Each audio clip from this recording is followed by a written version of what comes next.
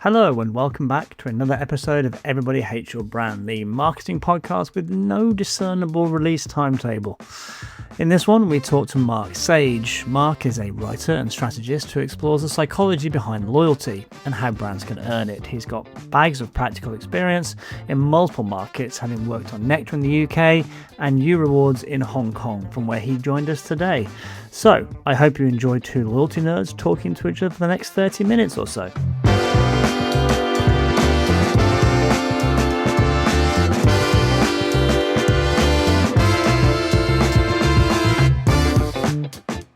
So, as I said in the intro, we are delighted to welcome Mark Sage to the Everybody Hates Your Brand podcast. Welcome, Mark. Hi, nice to be here, Rob. Delighted to have you here all the way from Hong Kong. Thank you for taking the time out on a Friday evening to have a chat with us. It is greatly appreciated. So, anybody who's a regular listener on this podcast will know we start with what I call the credibility section. It's essentially a way for people who are listening to this podcast, who listen from all around the world, to understand who you are and your perspective, and so put your opinions and thoughts into some sort of context, essentially, when they listen to this podcast. So if you wouldn't mind giving us a bit of an introduction to yourself and to your career, so people know who you are and where your opinions originate from, I guess. Yeah, no worries. So obviously I'm Mark Sage. I've been doing, loyalty marketing for a very long time. It's like over 25 years, I think now. But my career started in tech, in IT. I was a software developer. So I've kind of brought that thinking through, I guess, in terms of technology and data. But now I lean much more into kind of marketing and psychology and really kind of what motivates people to do things. And I think that's really what fascinates me, and that's what I've been writing about more recently. In terms of career, I moved to Hong Kong to launch a large kind of coalition program, a bit like Nectar in the UK, and I've continued to kind of do customer platform type programs, and that's really, I think, where I started to land in terms of specialism is platforms that bring together multiple brands, sometimes within ecosystems, with a single conglomerate, sometimes wider, but the power to really bring multiple brands together for a consumer, I think is kind of super important these days, because you're fighting against other platforms. You're fighting against, an Amazon or a TikTok or a WeChat. And so, as a small brand, it's much harder to get your message across. And so there's a power in that connectivity, I think, which is, what I kind of specialize in now. Interesting stuff. Well, I'm, as a fellow loyalty geek and practitioner myself, I'm always up for talking loyalty for a little bit. And I think what's really interesting to me is there's a lot of, when you read academic research and you read research on loyalty programs, there is a lot of research that shows in the right context where a brand is comparable in terms of price and offering and physical availability and all those kind of things. And with the right mechanic, that loyalty programs do create transactional, rational loyalty. Sometimes they don't, and that's a function of context and mechanics and a bunch of other things. But there's enough research to suggest that's true. What I'm interested in, and where I feel like maybe, and you maybe can fill in some gaps for me here if I'm wrong, but there's less evidence that loyalty programs engender that emotional loyalty, that it's kind of an operant conditioning, rational, circular habit thing that gets formed most largely, and that emotional loyalty tends to come from the overarching customer experience, so the product, the customer service, level of care, and all that kind of stuff. And I'm interested in your perspective as to whether, as say somebody who's built and run coalition programs and loyalty programs, is that something that you agree with? And if so, the thing that I keep running around my head is, does it matter if somebody's not emotionally loyal to you, if they're continuing to come back to you and the loyalty mechanic is effective, even if it is only at a rational surface level? Money is money. Yeah, look, I mean, does emotional loyalty exist? Do people, have a love for brands? I think, yes, they do. And there'll be the classic examples of people at Apple and stuff like that. Is there a correlation between you loving a brand and you being a, best customer of a brand? I think less. So, I love Apple, but I haven't upgraded my phone for probably the last 4 years. I think there's definitely a connection there. What I would say is, for me, loyalty in its broader sense is, I talk about kind of mechanics, marketing, and memory. So loyalty for me is having mechanics that allow a customer to understand where they are and how they get to where you want them to be. Whether that's point currency tiering, status, gamification, etc. Marketing is that layer that essentially helps them understand what to do next and that they've achieved things. And those together build memory. The memory is important because what we're really talking about here is mental availability. And so for me, emotional loyalty is a brand problem. To create an emotional connection to a brand is what brand marketing does. The reason I buy Coca-Cola is because Coca spent many years and many millions of dollars building that mental availability and building that kind of brand affection at that level. Now, do I love Coke? No. Do I drink Coke? No. Do I like Coke? Yes. I like the brand. I don't drink it because I don't like drinking soft drinks like that. But there's that brand side. What loyalty does is it gets me to buy. So it's got the mechanics of it. But I think what people miss sometimes is they're two separate things. I think loyalty has the ability and should be leveraged to build brand loyalty. It's a first-party marketing channel where you should be using it to build memories, build reasons to come back, connect to jobs to be done, whatever you want to call it. I think loyalty has a strong point. So there is a kind of circular element to it. But loyalty and brand loyalty, I think, are separate things.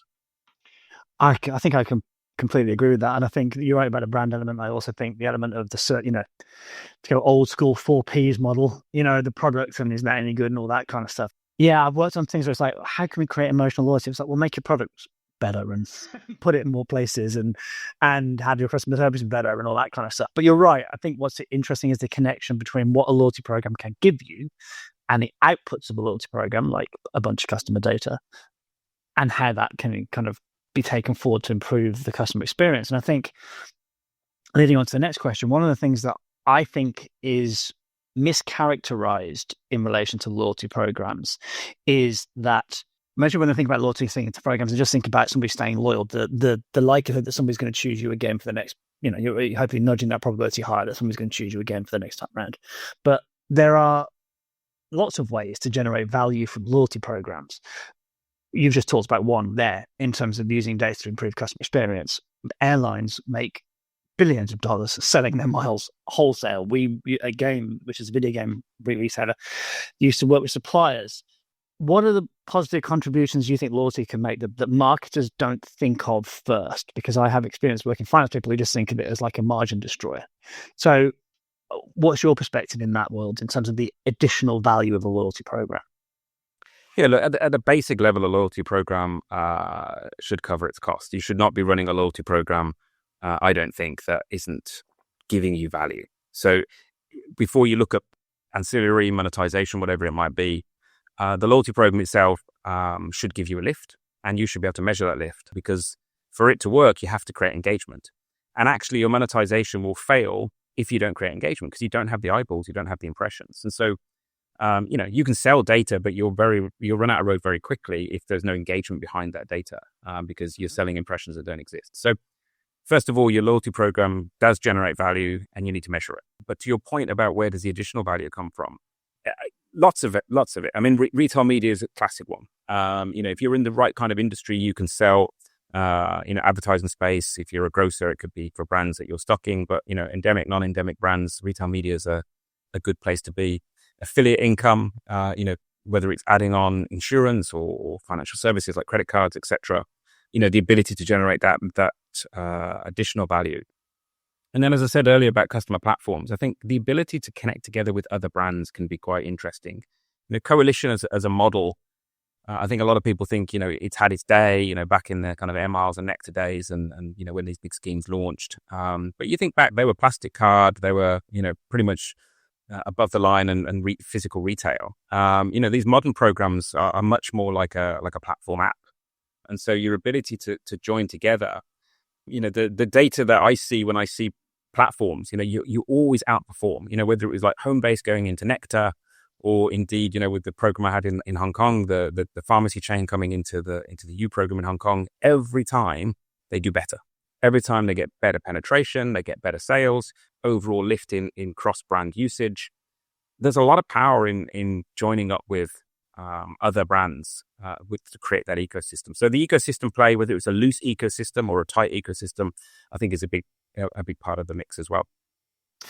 It's interesting you made the point about the loyalty program has to wash its face on in terms of incremental transactional frequency, whatever that might be, incremental customer activity, and all those kind of things. One of the things I used to say when running loyalty programs is like, I wish I had a pocket universe where this program doesn't exist to use as a control group, so I could easily measure it. Because one of the difficulty, obviously, is if you have a national loyalty program, what's your control? How are you measuring it? So my question, really sort of like aside here, would be: you talked about measuring the impact. What sort of metrics are you looking at when you're looking at measuring the impact of your loyalty, of a loyalty program being implemented? Yeah, so you're right. I mean, once you launch a program, you kind of run out of the ability to have a control. And so, it's very difficult to do it. Pre-launch, you can do it. So if you want to pilot, Boots famously piloted with the Advantage card. When I was in Vietnam, I did a pilot and we could see the lift, we could see the change. And it's generally around 4 to 5% lift in a kind of standard retail program. But once that's in, it's baked in. The problem is twofold. One, you can't continue to measure it. And two, the business forgets it existed. And they just see the baseline again and say, well, what am I getting for my money? And it's like, well, you're getting that 5% that's now baked in. There are ways to have a look at it. I mean, you can look at your kind of share of category requirements. So are you punching above your weight versus your kind of market penetration? And that's one way, but it's hard to unpick other things from that, like, what else you're doing in terms of advertising, etc. But, for a loyalty program to be working well, you should be getting a greater share of the category than your market share. The way that we typically measure it, though, is we look at what we can do with it. Because the other side of having a loyalty program is, okay, I've got this connection with the customer. What am I going to do with it? And, loyalty is all about changing behavior. So if you're doing a good job of that, then you should be able to see that impact on change. And so typically what we do is we just have our, fallow holdout group. We did that on Nectar in the UK. We've done that in the programs I've set up here. You just hold out a percentage of people, 12 months, and you look at your marketing, the group you're marketing to. It's a little bit more difficult nowadays because a lot of the content is coming up in an app. It's not like an email that you can stop or a letter you can not post in the post box. But even then, you can turn off personalization. So you basically turn off direct marketing, you turn off personalization into one group, and you compare it. And it can be great. I mean, I've seen it on grocery at like 2 to 3% difference. In kind of luxury retail, it's 10 to 12% difference. And that's what you do as a loyalty marketeer. That's what you're doing every day to make a difference. And then you look around it. So we look at redemption activity. Redemption, you normally get a stretch on the basket. It can be anywhere like 25, 35% lift on the basket. That all adds up. And then in a co-partner program, we look at when do you start shopping with another partner. So we say, look at your rewards. We give it kind of 6 months. And if you haven't shopped at whatever, IKEA, 7-Eleven, etc., then when you start shopping, then we tick that and say, okay, that's incremental. We help bring that in because you weren't a 7-Eleven shopper before and now you are. So we would bring all that together into one metric. But there are ways of essentially attributing incremental value to the program and what it's bringing. Makes absolute sense. I think what's interesting, redemption being a key part of this process. I remember having many arguments with my chief CFO at Game where they used to present points redemptions as 100% margin loss at the bottom of profit and loss. That's like literally, it's like, that's not the best way of framing that, because if you don't redeem, no one crystallizes any value from the program. It doesn't release the dopamine, create the offer conditioning, do all the things that you need. Like, redemption's a good thing, not a bad thing. Point for all chief financial officers out there. From your experience, I mean, look, it's interesting. You talked about Coke there, and I am a bit of this household, frankly, is somewhat of a Diet Coke addicted household. We should try and keep a lid on. But there are some brands who maybe shouldn't have a loyalty program. So I think about the old Diet Coke, pull the Coke can thing, and there used to be like a code under there, and it's like, God, I'm not sure this is the right thing for you. Or there's pure play e-commerce retailers. So I'm like, well, you're getting all the data you could ever possibly need. Why? From your experience, what aren't the right conditions for a loyalty program? For like, who does a loyalty program not make sense for? Yeah, I mean, the classic is there needs to be a level of frequency, but I'll come back to that in a minute because you don't actually have to have that much frequency. So, yeah, I mean, would I run a loyalty program for a sofa company? Maybe not. But we used to run a loyalty program for Hyundai, and you're buying a car every 3 or 7 years. So it's really what you do with it that makes a difference. So For my sins, I helped set up Coke Zone in the UK. So I've done that code on the bottle program for Coke.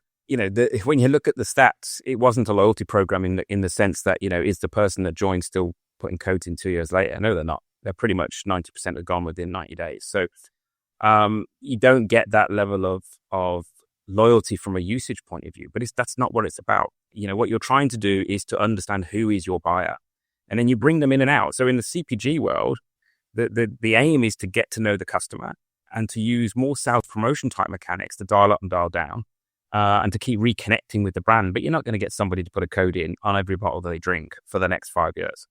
And so you change the way that design works. Equally, when you look at, say, travel, one of my last roles was working in travel retail. In travel, more generally, 80 to 90% of the people that are transacting, you never see again. You think about your own personal habits. You'll go to a hotel on a particular destination. You'll probably never go back to that hotel or that destination.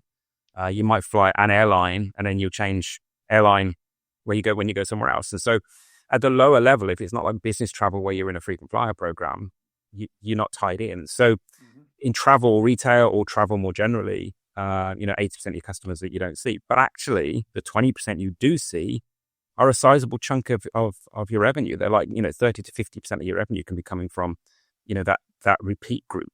And so you can run loyalty, but you're running it for a much smaller segment of customers to recognize and bring them back to do it.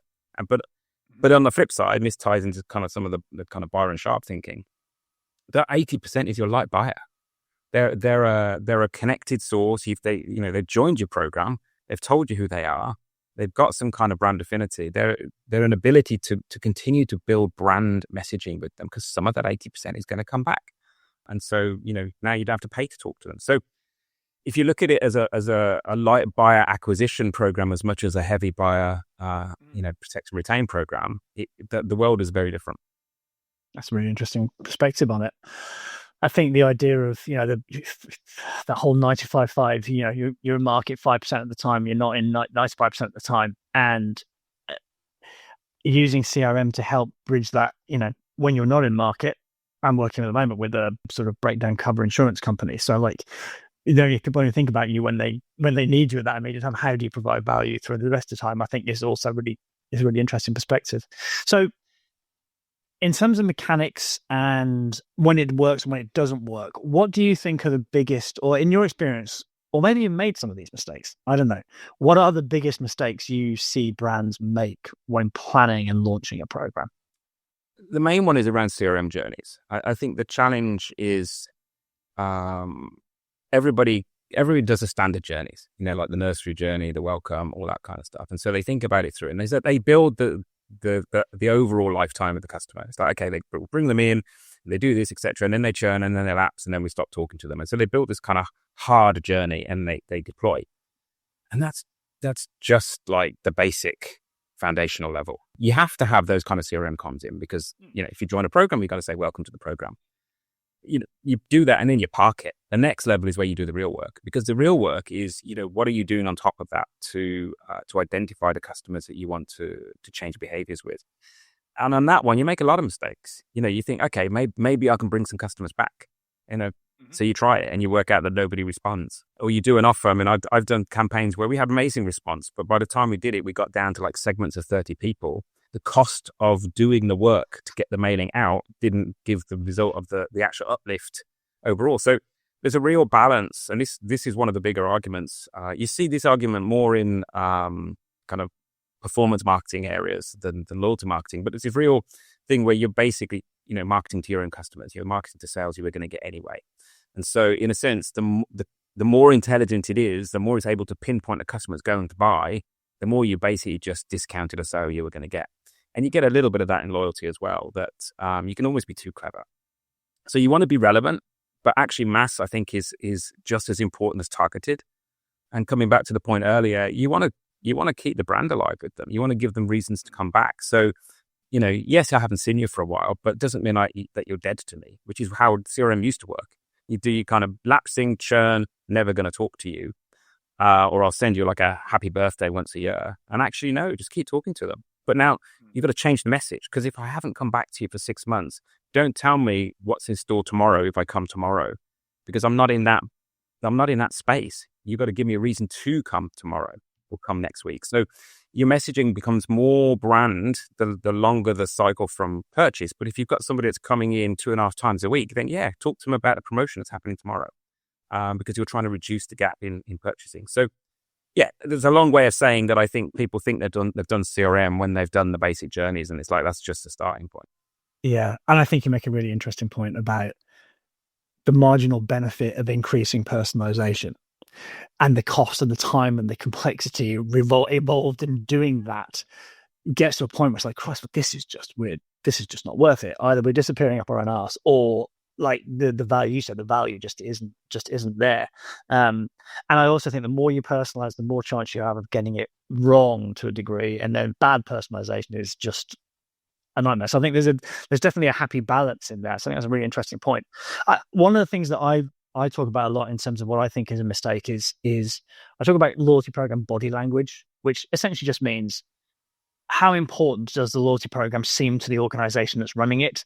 So if I'm in a store, do staff talk about it? Is it visible? Can I, how easy to sign up, understand the benefits? If I'm online, is it on the website? Do I understand if I sign up what I'm going to get and all those kind of things? And I kind of I've worked with brands where they've kind of either had a global loyalty program foisted upon them that they didn't want. That's happened, and it's like, well, we don't really want to play with this, and we kind of get shoved in a corner, and then it doesn't work, and everyone's, well, why isn't it working? Well, because you don't clearly don't care about it. How important do you think that aspect is of that body language of loyalty programs, and who do you think is doing that well? I'd say it's probably the crux of the success of a program. Ultimately, this passes and fails on the front line. So if your sales assistants or cashiers or whatever aren't prompting the program on every sale, it won't get the customer attention it needs to get. We did, to be fair, on the U program, we did it very well. So the team did an amazing job of getting that program landed into the staff through training, etc. But not just landed, but excited. And this is the big thing. It's like, it's one thing to say, are you a member? Are you a member? But to give them excitement, it's like, why aren't you a member? It's like, you've got to sell the program in as to why this is a benefit for the company, for them, for the customer. That's your front line. And so, we did a very, very good job at getting that message to the point where it's almost known in Hong Kong. You walk into a 7-Eleven, everybody knows you're going to get said, are you why are you a member? Are you why are you a member?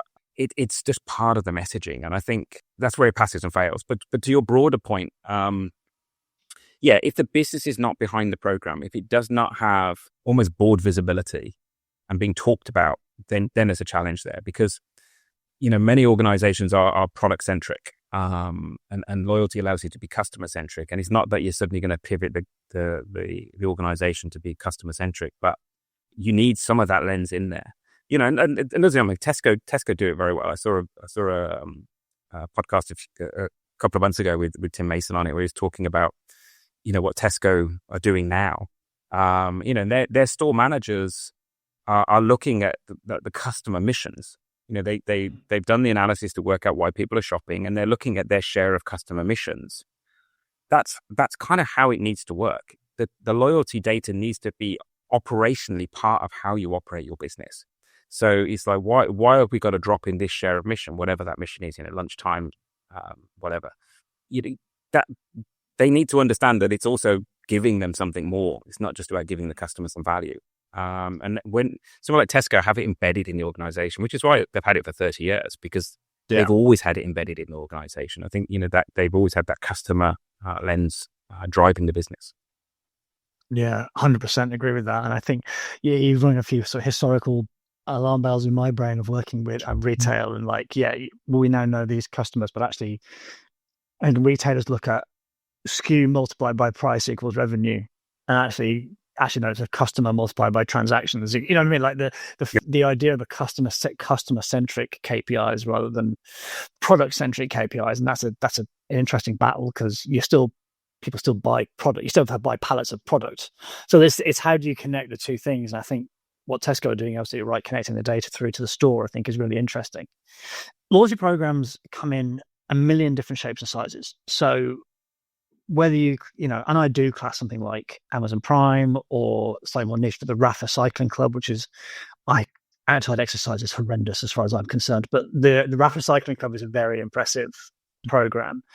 So the idea of paid for loyalty programs, blockchain will not die, keeps rearing its head, and various other things. We've managed to get through, what are we, 25 minutes into this recording without mentioning AI, which has been quite refreshing, I have to say.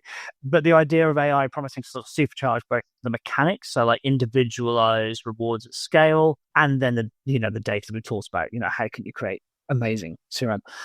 Do you think the different types of loyalty programs will continue to grow? Do you think, like, what loyalty programs you're looking at, and what innovations you're seeing are kind of like, oh, that's interesting to me? Or for you, is it more, let's get the bloody fundamentals right before we start worrying about mechanics and things like that? Yeah, I mean, I don't tend to look at other loyalty programs that much, partly because a lot of them don't really change. I mean, you look at Starbucks relaunch. I'm not going to talk too much about it because it's, what is it, their fifth or sixth version of the same program of how can I take more value away and just dress it up in a different color. But it's basically a points prizes program. It's just, they're just trying to reduce the prizes coming through. So I tend to look at adjacent stuff. Like, the classic is like Duolingo. I use Duolingo every day. I'm on 600 and something days. Why am I on 600 and something days? I'm not known for, staying with things that long. And it's because it's very, very gamified. And I think it's an interesting space. And so I look at those kind of adjacent things. Why is Temu selling so much utter rubbish? Why are people buying it? That price perception of, I've got, something, when it arrives is going in the bin. You literally know that screwdriver is going to melt when it goes in the screw. And yet they still order it. And so I look at those. I look at why people play video games. Why are people gambling on FOPTI machines? That's what interests me more, because that's where the psychology lives, and that's where you can take some learnings away from it. So I tend to look in those kind of industries of who's winning and why are they winning. But to your point, I mean, things like subscription models. I mean, they're interesting, but they are a very specific thing. And so people look at it and go, oh, I need to have a subscription. But yeah, Amazon does it very well because of the scale that they've got, and they've done the math and it works for them. But you've pre-committed $100 up front. Of course, you're going to have it delivered from Amazon because now you've got free delivery. Not everybody's got that scale. Not everybody can chuck in Prime and some video stuff, and so then your lookalike subscription scheme just becomes free delivery and some extra points, and it's you can make it work. I mean, look at Loblaws in Canada; they have that kind of scheme, and it kind of works. And I think Woolies have a similar one in Australia. So you'll get a segment of people paying some money to get some extra benefit. And it's an extra income stream, which is fine. But I don't think it's fundamentally like new loyalty. It fits certain models, and pre-commitment is always a good way of getting people to keep coming back. But it's very different to kind of continuing to stretch people at that level. So, yeah, I think there's different models. I mean, McDonald's is an interesting one as well, because McDonald's is, more recently is being hailed as like an amazing loyalty program. But actually, when you dig under it, it's not actually a loyalty program. They have a loyalty program. But what they do is they move basically ordering into an online format. So they're, order through the app, order through the kiosk, and then when you're at the kiosk, they're upselling your basket. So that the increase is not necessarily coming from the loyalty mechanic that gets me into the store an extra time. The increase is coming from the fact that I'm in store anyway, and you've got me to go large on my fries and chuck an apple pie in there or something. So sometimes we mix up the where the benefits are coming from. And that's not to say that McDonald's isn't a good design. It is for me, it's a customer platform, and it's all perfectly valid, but you need to be able to separate what is kind of loyalty, which is really to get you into the store an extra time, than, what is essentially sales promotion, which is to get you upside your basket while you're in store. They're different mechanics, and you need both. And they're not always owned by the same people. Yes, that's also true. And that can present its own problems internally. Well, look, thank you very much for that half an hour. We have one question left, which I ask of all my people who come on this podcast, interviewees. So we have the Everybody Hates Your Brand Marketing Room 101. So for those who don't know, essentially it's based obviously on the book 1984, but more sort of, I guess, relevantly here, it's based on the BBC TV show where celebrities will come on and talk to Paul Merton, the host, and say, these are things that I despise. Please send them away into room 101. And Paul Merton would make a decision as whether we're going to go into room 101 or not. So in this world, I am Paul Merton. You are the celebrity. So what is something that annoys you about marketing, loyalty, business, that kind of sphere that you would like to see locked away in purgatory for eternity? I think Adam Positive knows exactly what I'm going to say, which is member versus non-member. Every time I see a post come up saying, "Oh, look how successful our loyalty program is," member spend versus non-member spend is X, and I'm like, it's not even a measure. And just by saying it, you're saying something about your knowledge of loyalty, I guess, but also you're kind of completely missing the real value. And that's not to say your program isn't generating value, but you're looking in completely the wrong place. Member, non-member is a useful indicator, but it's more about penetration. How many of your sales are within members versus non-members? Because if you're not reaching deep enough into your overall sales value and volume, that's a success criteria. But comparing non-member and member spend is a hiding to nothing. It's not going to give you any value. Yeah. Could not agree with that more, having lived that world as well. And I think for those who maybe don't understand, who aren't loyalty practitioners, what we're basically saying is, if we say loyalty program members earn more money or spend more money than people who don't, well, the likelihood is that people who spend a load of money in your store are going to join the loyalty program anyway. Okay. So there's a huge element of self-selection in that metric that makes it kind of useless.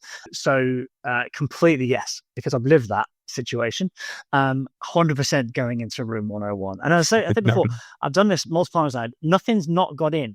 I need to be either everyone who's coming on is coming up with really great ideas that annoy me as well, or I'm annoyed by everything, or I'm just too nice. It's one of those three outcomes. So we need to figure that one out. But look, thank you so much again for spending some of your Friday evening with me and with the listeners. Really appreciate you coming on to have a chat. No worries. It's been good. It's been good fun. Cheers, Rob.